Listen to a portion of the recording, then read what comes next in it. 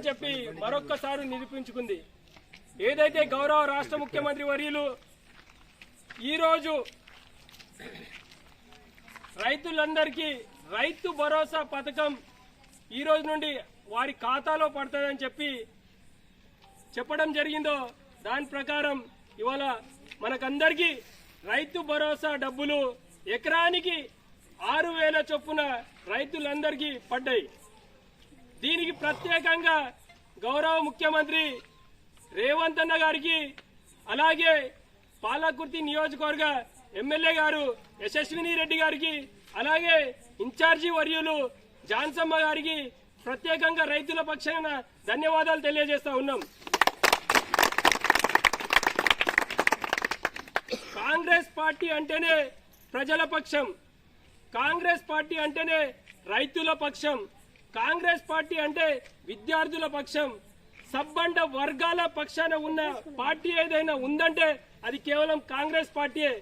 ఎందుకంటే గతంలో మహిళలకు ఫ్రీ బస్సులు కావచ్చు, గతంలో ఏదైతే రుణమాఫీ కావచ్చు, ఇవాళ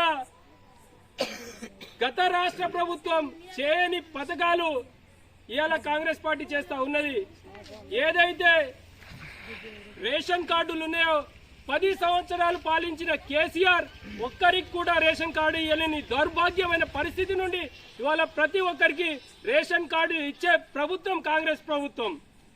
అలాగే గతంలో ఎవరికి కూడా డబుల్ బెడ్రూమ్ ఇండ్లు రాని పరిస్థితి, కానీ కాంగ్రెస్ ప్రభుత్వం ఇవాళ ప్రతి ఒక్కరికి అర్హులైన ప్రతి ఒక్కరికి డబుల్ బెడ్రూమ్లు ఇండ్లు ఇవ్వబోతా ఉన్నది.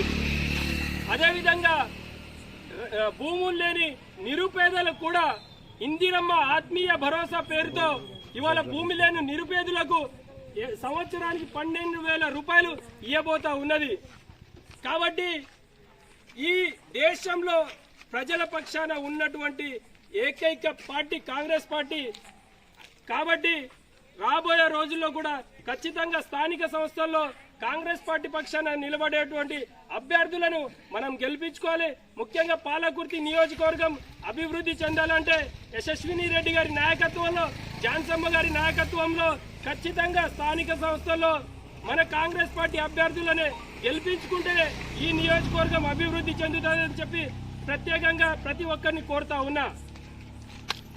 కాబట్టి ప్రజలందరూ ప్రభుత్వ ఫలాలు పొందాలంటే కాంగ్రెస్ పార్టీ అభ్యర్థులను గెలిపించుకొని వారికి మన గ్రామాల నుండి గిఫ్ట్గా మనం ఎమ్మెల్యే గారికి ఇవ్వాల్సిందిగా ప్రతి ఒక్కరిని కోరుతూ ఈ అవకాశం కల్పించినటువంటి ముండ్రాయి గ్రామ పార్టీ అధ్యక్షులు మల్లేష్ గారికి, ఇక్కడ ఉన్నటువంటి పెద్దలందరికీ పేరు పేరున ధన్యవాదాలు.